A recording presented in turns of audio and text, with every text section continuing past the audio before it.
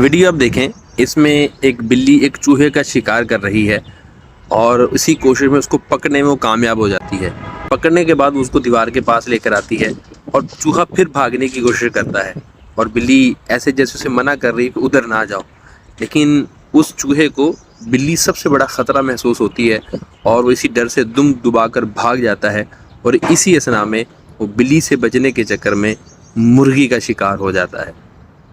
اس سے کچھ نہ کچھ سیکھنے کو تو ملتا ہے کہ بعض اوقات ہم جس کو برا سمجھ رہے ہوتے ہیں،